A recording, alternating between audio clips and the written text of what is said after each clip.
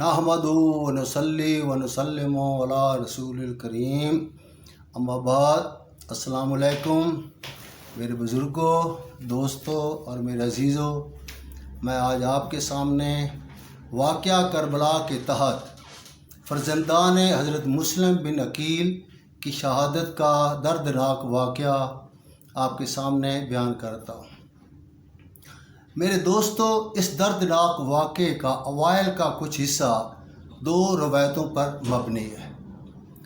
پہلی روایت کے مطابق جب امام عالی مقام سیدنا حضرت حسین رضی اللہ تعالیٰ عنہ نے حضرت مسلم بن عقیل کو کوفہ بھیجا تو حضرت مسلم بن عقیل نے اپنے دو صغیر السن شہزادوں محمد اور ابراہیم کو ساتھ لے کر کوفہ پہنچے تو وہاں لوگوں نے آپ کی بیعت کی۔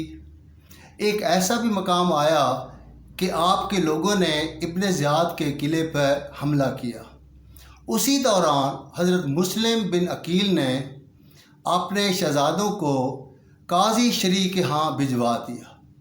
یہ قاضی شریح حضرت علی مرتضیٰ کے زمانے کا تعینات شدہ تھا اور اس پہ بھروسہ کرتے ہوئے حضرت مسلم بن عقیل نے اپنے شہزادوں کو قاضی شریح کے ہاں بھجوا دیا۔ دوسری روایت کے مطابق جب امام عالی مقام سیدنا حضرت حسین رضی اللہ تعالیٰ عنہ کا قافلہ مکہ معظمہ سے کربلا کی طرف روانہ ہوا تو یہ دونوں ننھے شہزادے اس قافلے میں اپنی والدہ کے ساتھ تھے اور معرکہ کربلا ان کے آنکھوں کے سامنے گزرا۔ معرکہ کربلا کے بعد فوج اشقیاء نے پاک بیبیوں کو اور بچوں کو قیدی بنا لیا اور ایک قافلے کی صورت میں انہیں دمشق یعنی شام روانہ کیا۔ یہ دونوں شہزادے ان سپاہیوں کے، ان فوجیوں کے ظلم و تشدد کی وجہ سے یہ قافلے سے بچھڑ گئے۔ یہ قافلے سے علیحدہ ہو کر انہوں نے ایک نخلستان کے قریب ایک کنواں تھا، وہاں پہ انہوں نے پناہ لی۔ اس کنویں سے ایک لڑکی پانی بھرنے آئی ہوئی تھی۔ اس لڑکی نے جب ان کو بھاگتے ہوئے دیکھا اور ان کے پیچھے سپاہیوں کو بھی دیکھا تو اس لڑکی نے ان دو شہزادوں کو جھاڑیوں یعنی جنگل کے اندر چھپا دی۔ جب وہ سپاہی تلاش کرنے کے بعد واپس چلے گئے تو اس لڑکی نے ان دو ننھے شہزادوں کو جھاڑیوں سے نکالا اور پوچھا کہ آپ کون ہو؟ یہ سپاہی آپ کے پیچھے کیوں لگے ہوئے؟ تو یہ ننھے شہزادے خاموش ہو گئے۔ پھر دوبارہ اس لڑکی نے پوچھا اگر مجھے آپ بتا دو تو میں تمہاری کچھ امداد کر سکوں۔ تو اس پر بڑے شہزادے محمد بن مسلم نے کہا کہ آج اگر تو امداد ہی ہماری کرنا چاہتی ہے تو ہمیں قاضی شریح کے گھر پہنچوا دے۔ تو پھر یہ دونوں شہزادے اس لڑکی کے توسط سے یہ قاضی شریح کے گھر پہنچے۔ ادھر جب ابن زیاد بدنہاد کو ان شہزادوں کا علم ہوا تو اس نے کوفے میں اعلان کرایا کہ جو ان مسلم بن عقیل کے بچوں کو چھپائے گا ان کو سخت سزا دی جائے گی اور جو ڈھونڈ کر میرے حوالے کرے گا انہیں انعام و اکرام دیا جائے گا۔ تو یہ سن کر قاضی شریح گھبرا گیا۔ اس نے فوراً بچوں کے لیے زاد راہ تیار کیا اور اپنے بیٹے اسد سے کہا کہ کل صبح باب حریقین سے ایک قافلہ مدینہ منورہ جا رہا ہے، تم ان بچوں کو اس قافلے کے کسی محب اہل بیت کے سپرد کر دینا اور اس کو تاکید کرنا کہ ان بچوں کو حفاظت کے ساتھ مدینہ منورہ پہنچا دیں۔ جب اسد ان بچوں کو ساتھ لے کر باب حریقین پہنچا تو وہاں پتہ چلا کہ تھوڑی دور پہلے وہ قافلہ روانہ ہو چکا تھا۔ یہ قافلے کے پیچھے تیزی سے دوڑتے گئے اور تھوڑی دیر کے بعد انہوں نے دور سے اس قافلے کی گرد راہ ان کو نظر آئی۔ تو اسد نے ان بچوں سے کہا بچوں دیکھو یہ گرد راہ اس قافلے کی ہے، آپ تیزی سے چلتے رہو اور قافلے میں شامل ہو جاؤ تو میں اب گھر واپس چلا جاتا ہوں۔ تو یہ اسد ان بچوں کو اکیلا چھوڑ کر یہ گھر واپس چلا گیا۔ بچے تیزی سے چلنے لگے، لیکن تھوڑی دیر کے بعد وہ گرد راہ بھی غائب ہو گئی اور قافلہ بھی ان کو نہیں ملا۔ بچے پریشانی کی حالت میں ایک جگہ پر بیٹھ گئے اور ایک دوسرے کے گلے مل کر رونے لگے اور ماں باپ کو پکار کر جان کھونے لگے۔ ادھر ابن زیاد نے بھی یہ اعلان کیا ہوا تھا کہ جو بچوں کو ڈھونڈ لا کر میرے حوالے کرے گا ان کو انعام و اکرام سے نوازا جائے گا۔ تو اس طرح کچھ سپاہیوں نے ان کی تلاش میں نکلے اور تھوڑی دیر کے بعد انہوں نے بچوں کا سراغ لگا لیا اور وہ سپاہی ان بچوں کو گرفتار کر کے شہر کے کوتوال کے حوالے کر دیا۔ محمد بن اشد اس وقت کوفے کے شہر کا کوتوال کی ڈیوٹی کر رہا تھا۔ میرے دوستو، یہ محمد بن اشد کے بارے میں نے پہلے بیان میں عرض کیا تھا کہ یہ وہ شخص تھا جس نے دور سے صدا لگائی تھی مسلم بن عقیل کے لیے کہ آپ کے لیے امان ہے، آپ کے لیے امان ہے، آپ جنگ روکیں۔ تو اس نے دھوکے سے مسلم بن عقیل کو گرفتار کرایا، جس کے بدلے میں ابن زیاد نے اسے شہر کا کوتوال لگا دیا تھا۔ تو محمد بن اشد ان بچوں کو لے کر ابن زیاد کے پاس دربار میں پہنچا۔ تو ابن زیاد نے کہا ان بچوں کو اس وقت تک قید میں رکھو جب تک میں یزید بن معاویہ سے ان بچوں کے بارے میں پوچھ نہ لوں کہ ان بچوں کے ساتھ کیا سلوک کرنا ہے۔ تو کوتوال نے یعنی محمد بن اشد نے ان بچوں کو داروغہ جیل کے حوالے کیا۔ داروغہ جیل جس کا نام مشکور تھا وہ نہایت پرہیزگار اور محب اہل بیت تھا۔ جب مشکور نے ان یتیم بچوں کی مظلومی اور بے کسی دیکھی تو اس کو ان پر ترس آیا اور یہ بھی معلوم ہو گیا کہ مسلم بن عقیل کے بچے ہیں۔ تو جذبہ ایمانی اس کے دل میں تلاطم کرنے لگا۔ اب اس نے یہ پختہ ارادہ کر لیا تھا کہ میں نے بچوں کی جان بچانی ہے چاہے میری جان چلی جائے۔ تو مشکور نے رات کے اندھیرے میں بچوں کو جیل سے رہا کیا اور یہ گھر اپنے لے آیا، بچوں کو کھانا کھلایا اور زاد راہ تیار کیا۔ پھر یہ بچوں کے ساتھ قادسیہ کی راہ چل نکلا۔ راستے میں تھوڑی دیر کے بعد اس کا محافظوں سے مقابلہ ہوا۔ کچھ تو محافظوں کو اس نے قتل کر دیا، کچھ بھاگ گئے، لیکن یہ مشکور بھی زخمی ہو گیا۔ اب یہ چلنے کے قابل نہیں رہا تھا۔ مشکور نے بچوں کو کہا بچوں دیکھو یہ میری انگوٹھی نشانی کے طور پر رکھ لو، یہ راستہ قادسیہ کو جاتا ہے۔ قادسیہ یہاں سے 15 کوس کی دوری پر ہے۔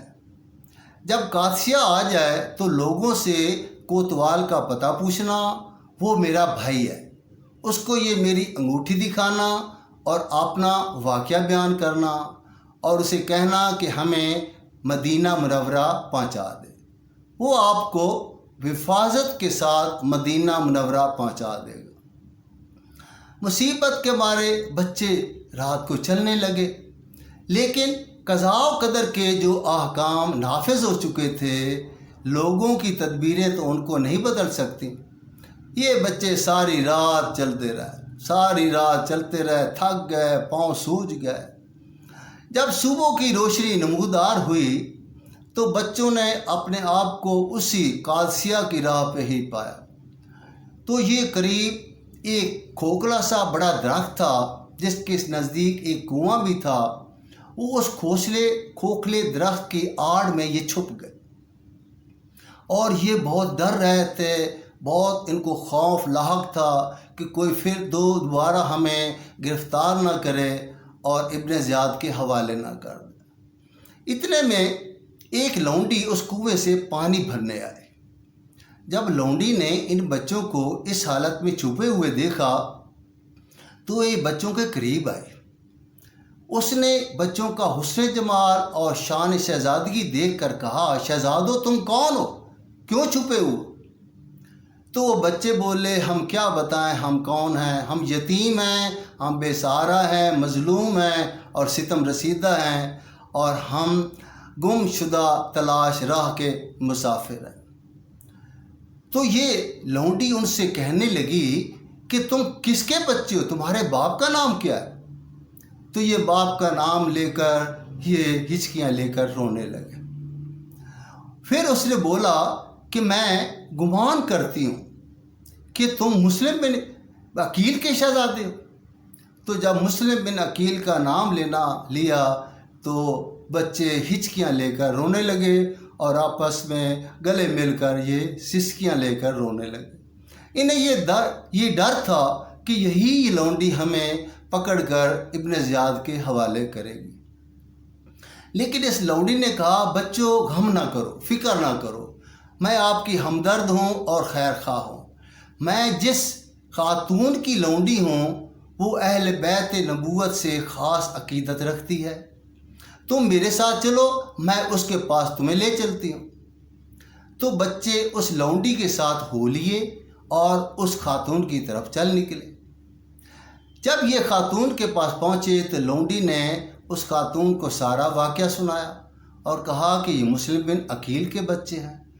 تو وہ خاتون بہت خوش ہوئی اور اسی خوشی میں اس نے اس لونڈی کو آزاد کر دیا اور بچوں کو چومنے لگی، ان کے پاؤں چومنے لگی۔ وہ ساری رات چلتے چلتے ان کے پاؤں تو سوج چکے تھے اور بچوں کو دلجوئی میں مشغول رہے۔ ادھر اس نے لونڈی کو کہا خبردار ان بچوں کا میرے خامد حارث کو نہ پتہ چلے۔ ادھر مشکور جو زخمی حالت میں تھا، کچھ اور سپاہیوں نے مشکور کو گرفتار کر لیا اور ابن زیاد کے پیش کیا۔ تو ابن زیاد نے مشکور سے کہا مشکور تم نے بچوں کو کیوں رہا کیا؟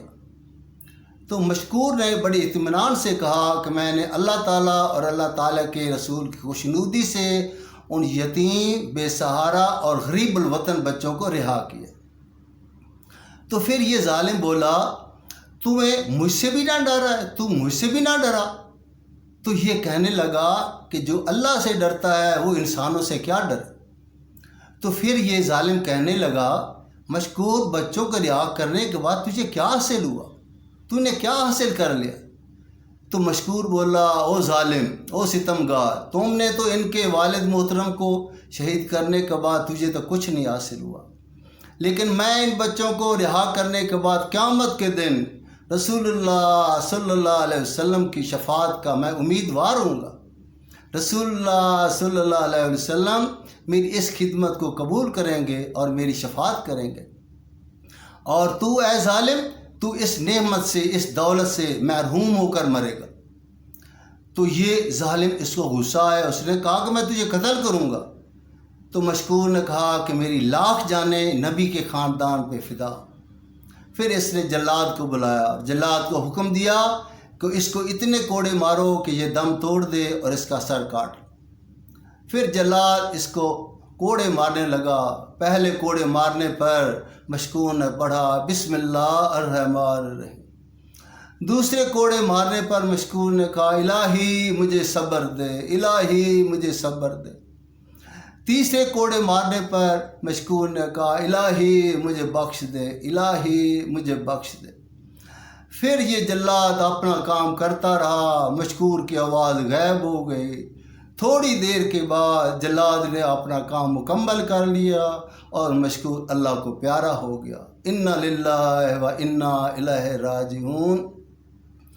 میرے دوستو، ادھر وہ خاتون بچوں کی خدمت کرتی رہی، ان کے پاؤں چومتی رہی، ان کے پاؤں اس نے گرم پانی سے نہلائے، بچوں کے پاؤں سوج چکے تھے، اور بچوں کو شام کو کھانا کھلا کر ایک علیحدہ کمرے میں اس نے سلا دیا۔ جب رات ہوئی تو اس کا خامد حارث گھر پہنچا تو بیوی نے پوچھا حارث آج سارے دن تم کہاں رہے ہو؟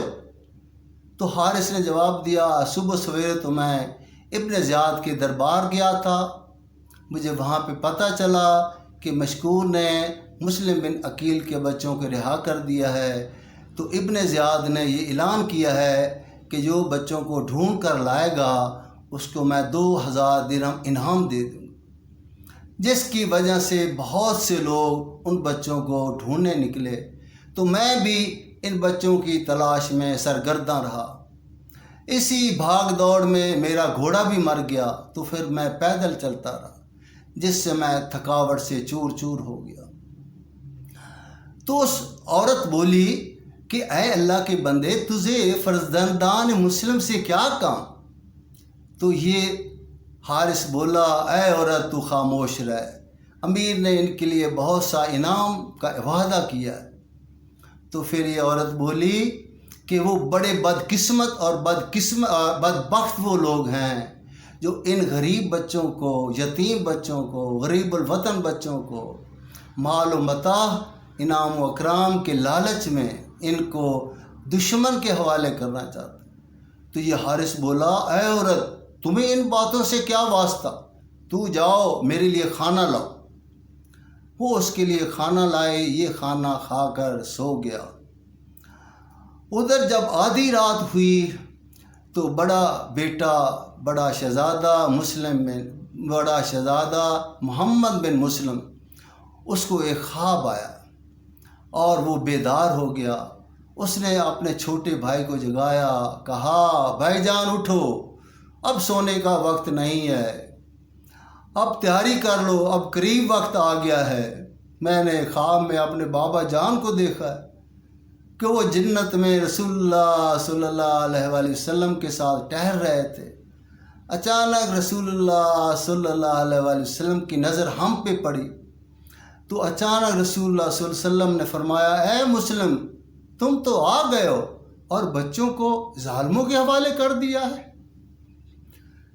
تو مسلم ہمارے بابا نے ہماری طرف دیکھ کر کہا، یا رسول اللہ، ان قریب وہ بھی آنے ہی والے ہیں، ان قریب وہ بھی آنے ہی والے ہیں۔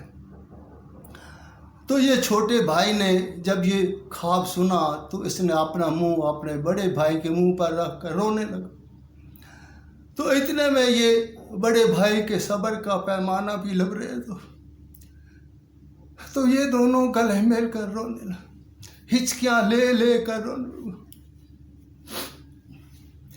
ادھر ان کے رونے کی آواز سن کر اس خبیث حارث کی آنکھ کھل گئی۔ حارث نے اپنی بیوی سے کہا، یہ بچے میرے گھر میں کس کے ہیں؟ کیوں رو رہے؟ یہ سن کر وہ عورت سہم گئی۔ یہ خبیث خود اٹھا اور اس نے چراغ جلایا اور اس بچوں کی طرف چلا گیا جہاں سے رونے کی آواز آ رہی تھی۔ دروازہ کھولا تو وہ دوسرے دونوں شہزادے اپنے گلے مل کر رو رہے تھے اور ہچکیاں لے۔ اس ظالم نے پوچھا، تم کون ہو؟ تو بچوں نے یہی سمجھا کہ اس خاتون کی طرح یہ بھی ہمارا ہمدرد ہے اور یہ بھی ہمارا خیر خواہ ہے۔ تو انہوں نے صاف بتا دیا کہ ہم مسلم بن عقیل کے بچے۔ تو اس ظالم نے کہا، عجیب تعجب ہے، میں تمہاری تلاش میں سارا دن سرگرداں رہا، اس بھاگ دوڑ میں میرا گھوڑا بھی مر گیا اور تم میرے ہی گھر میں موجود ہو۔ یہ سن کر اور اس ظالم کے تیور دیکھ کر بچے سہم گئے۔ اتنے میں اس عورت وہ اس کے قدموں پہ گر پڑی اور منت سماجت کرنے لگی، کہنے لگی، اے حارث، اللہ کا خوف کر، یہ غریب الوطن بچے ہیں، ان پر ترس کھا۔ لیکن یہ ظالم پہ اس کی آوزاری کا کچھ اثر نہ ہوا، بلکہ وہ اس کو کہنے لگا کہ جان کی امان ہے تو خاموش رہ۔ یہ بیچاری خاموش ہو گئی اور حارث نے اس کے دروازے کو مقفل کر دیا۔ اس نے یہی سمجھا کہ یہ میری بیوی ان کو کہیں اور کسی جگہ منتقل نہ کر دے، اور یہ سو گیا۔ بڑی مشکل سے اس نے رات گزاری۔ صبح سویرے یہ اٹھا، اپنی اس نے تلوار لی اور بچوں کو لے کر جنگل کی طرف نکل گیا۔ جب اس عورت نے یہ دیکھا تو اس سے رہا نہ گیا، وہ ننگے پاؤں اس کے پیچھے بھاگتی رہی، آہوزاری کرتی رہی، کہتی، اے اللہ کے بندے، اللہ سے ڈر، یہ خاندان ربوت کے یہ دو ننھے پھول ہیں، یہ غریب الوطن بچے ہیں، ان پر رحم کر، ان پر ترس کر۔ لیکن اس آہوزاری کا اس ظالم پہ کوئی اثر نہ ہوا۔ بلکہ یہ اس کی طرف قتل کرنے کے لیے اس کی طرف دوڑا، یہ بیچاری رک گئی۔ اتنے میں ایک اس کا خانہ زاد غلام تھا جو اس کے بیٹے کا رضاعی بھائی بھی تھا، وہ دوڑتا ہوا حارث کے پاس پہنچ گیا۔ حارث نے غلام سے کہا، عین ممکن ہے کہ لوگ یہ بچے ہم سے چھین لیں گے اور ہم انعام سے محروم ہو جائیں گے، یہ میری تلوار پکڑو اور بچوں کو قتل کر دو۔ تو غلام نے کہا کہ میں ان بے گناہ بے معصوم بچوں کو کس طرح قتل کروں؟ اس ظالم نے کہا کہ میری حکم کی تعمیل کرو، لیکن اس نے انکار کر دیا۔ اس نے کہا کہ خاندان نبوت کے یہ 2 ننھے پھول، ان کو میں کاٹنے کے بعد قیامت کے دن کس منہ سے رسول اللہ صلی اللہ علیہ وسلم کا سامنا کروں گا؟ تو اس ظالم نے کہا کہ تم اگر نہیں ان کو قتل کرتے تو میں تجھے قتل کرتا۔ لیکن پھر اس غلام نے کہا کہ قبل اس کے تو مجھے قتل کر، میں پہلے تجھے قتل کرتا۔ تو یہ آپس میں لڑنے لگے، لیکن حارث فن حرب میں نہایت مہارت رکھتا تھا۔ اس نے 1-2 وار کے بعد اپنے اس غلام کو بھی شہید کر دیا۔ اتنے میں اس کی بیوی اور اس کا بیٹا دوڑتے ہوئے اس کے پاس پہنچ گئے، اور بیٹے نے کہا، اے میرے باپ، تو کتنا سنگ دل ہے، تو کتنا ظالم ہے، تو نے میرے اس رضاعی بھائی کو بھی شہید کر دیا، ہوش کر، کیا تم نے کیا؟ لیکن اس ظالم نے اس کی بات نہ سنی، بلکہ اسے کہا کہ یہ تلوار پکڑو اور ان بچوں کو قتل کرو۔ لیکن اس نے کہا، خدا کی قسم، نہ میں خود قتل کروں گا اور نہ میں تجھے ان کو قتل کرنے دوں گا۔ اتنے میں اس کی بیوی پھر اس کے پاؤں پڑی اور منت سماجت کرنے اور ان کو کہنے، یہ یتیم بچوں پہ ترس کھا، اور کہنے لگی تو اتنا کر، اگر نہیں ان کو چھوڑتا تو ان کو قتل نہ کر، ان کو زندہ ابن زیاد کے پاس ان کے حوالے کر دے۔ لیکن یہ ظالم نہ مانا۔ اتنے میں اس نے وار کرنے کے لیے بچوں کی طرف لپکا تو اس کی بیوی راستے میں حائل ہو گئی، تو وہ تلوار کی ضرب اس کی بیوی کو لگی اور بیوی کو زخمی ہو کر گر پڑی، یہ خون میں لت پت ہو کے تڑپنے لگی۔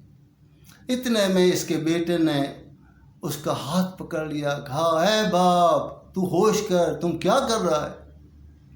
لیکن دوسرے ہی وار میں حارث نے اپنے بیٹے کا بھی کام تمام کر دیا، اس کو بھی شہید۔ تھوڑی دیر کے بعد اس کی بیوی بھی دم توڑ گئے۔ پھر یہ ظالم خاندان رسالت کے ان ننھے پھولوں کی طرف لپکا تو چھوٹے شہزادے نے کہا، او ظالم، پہلے مجھے قتل کر۔ وہ اس پر وار کرنے ہی والا تھا کہ بڑا شہزادہ چیخ مار کر بولا، او ظالم، پہلے مجھے قتل کر، میں اپنے چھوٹے بھائی کی تڑپتی ہوئی لاش نہیں دیکھ سکتا۔ تو اس ظالم کی تلوار ہوا میں چپکی اور 2 ننھی چیخیں فضا میں بلند ہوئی، 2 ننھی لاشیں خون میں تڑپنے لگی۔ انا للہ و انا الیہ راجعون۔ میرے دوستو، جب اس حارث نے ان 2 ننھے شہزادوں کو قتل کیا تو ان کے سر کاٹ کر اس نے ایک برتن میں رکھ کر یہ ابن زیاد کے پاس دربار میں آیا۔ تو ابن زیاد نے پوچھا، اس میں کیا ہے؟ اس ظالم نے بولا کہ میں اپنا انعام حاصل کرنے کے لیے تیرے دشمنوں کے سر لایا۔ تو ابن زیاد نے کہا، میرے کون دشمن ہیں؟ تو اس نے کہا کہ امیر مسلم کے یہ 2 شہزادوں کے سر ہے۔ وہ ظالم بھی غضبناک ہوا، اس نے کہا، اے کم بخت، تجھے کس نے ان کے قتل کرنے کا حکم دیا؟